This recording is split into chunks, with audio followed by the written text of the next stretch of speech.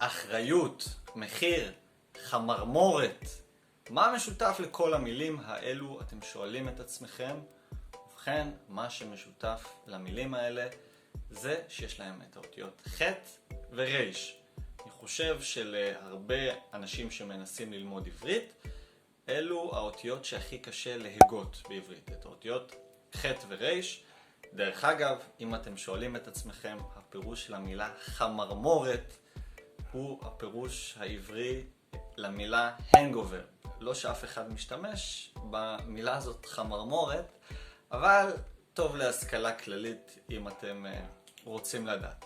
אז בואו נתחיל לדבר על הגייה של האותיות האלה, אבל כמו בכל סרטון, אני מזכיר לכם, נא להפעיל את הכתוביות. יש לנו כתוביות גם בעברית וגם באנגלית. אפשר קודם לראות עם אנגלית ואחר כך לראות עם עברית, או להפך, איך שנוח לכם. וגם אם אני מדבר מהר מדי או לאט מדי, אפשר לשנות את הקצב על ידי ההגדרות ביוטיוב בלינק הזה. כשאנחנו רוצים לדבר על הגייה של ח' וריש, בואו נכיר שני איברים שיש לנו כאן בחלל הפה, שיעזרו לנו להגות את האותיות האלה. אז הדבר הראשון זה הלשון, כאן, הלשון, והדבר השני זה החך. החלק הזה כאן למעלה, מעל הלשון, התקרה של הפה. התקרה של הפה, קוראים לזה החך. בלשון ובחך יש לנו שני חלקים. יש לנו את החלק הקדמי של הלשון והחלק האחורי של הלשון. ובחך אותו דבר, יש לנו את החך הקדמי, כאן, מעל השיניים, זה החך הקשה, ומאחורה שאנחנו מתקרבים לגרון, יש לנו את בפנים, את החך הרך. באיזה חלק לדעתכם של הלשון והחך נהגות האותיות ח' וריש? אם ניחשתם שזה החלק הקדמי, טעיתם.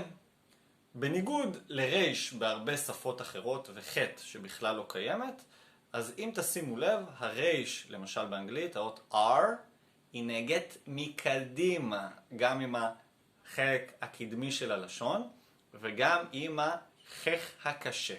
ואילו באותיות ח' וריש בעברית, אנחנו נוגעים מאחורה,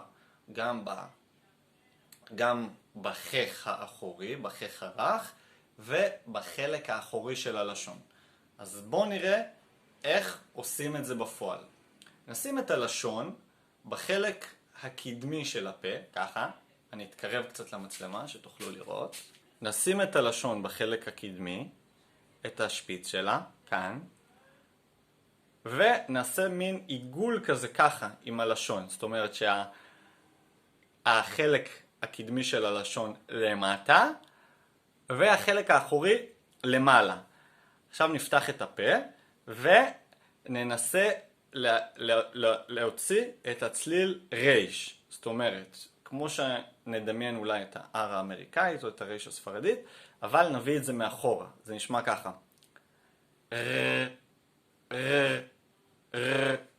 בעצם אני מוציא אוויר ומקפיד שהלשון שלי מקדימה למטה על השיניים, הפה פתוח, והחלק האחורי של הלשון למעלה ממש נוגע בחך האחורי. ככה. ואחרי שאנחנו יודעים לעשות את האות ריש, אותו דבר בדיוק, מאותו מקום בדיוק, מגיעה האות ח'. אז זה בדיוק כמו ריש, רק תדמיינו שכמו שתקוע לכם משהו בחך למעלה ואתם רוצים לירוק אותו החוץ, אתם רוצים להוציא אותו. אז נשים את הלשון, אותו דבר, לשון קדמית למטה, מתחת לשיניים, הגב של הלשון למעלה, ונתחיל מהצליל ריש, ונוסיף את הצליל הזה כאילו אנחנו רוצים לירוק משהו. זה נשמע ככה. אוקיי? עכשיו, איך מתרגלים את האותיות האלה? אפשר לתרגל את זה בכמה אופנים. לקחת את התנועות A, E, I, O, U, ולעשות אותם גם עם ריש וגם עם ח'.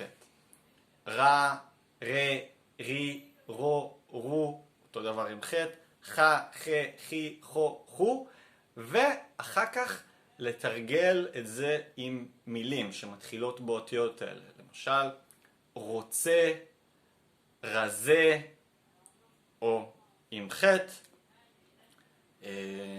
חלון, חלום, חד, בעצם להתחיל עם הצליל הזה של האות חטא ולהמשיך אותו אחר כך למילה. ושלב אחר כך אנחנו יכולים כבר לשלב את זה בתוך מילים. למשל, להגיד את המילה מחיר, שיש לנו, כמו שאמרתי בהתחלה, יש לנו חטא, אות שנייה וריש, אות רביעית. או למשל, את השם הפרטי שלי, תנסו להגיד דורון, אפשר לעשות את זה אפילו בהגזמה, דורון, רון, להדגיש את הריש, ולאט לאט זה יבוא לכם יותר בטבעיות. אז זה היה הסרטון שלנו להיום, על הגייה של ריש וחטא. אני אשמח לדעת אם הסרטון הזה עזר לכם, אם אתם מרגישים שאחרי קצת זמן שתרגלתם, אתם יכולים להגות את האותיות האלה יותר בקלות. וכמובן, אשמח אם תירשמו לערוץ, תשתפו אחרים, ונתראה בסרטון הבא. יאללה ביי!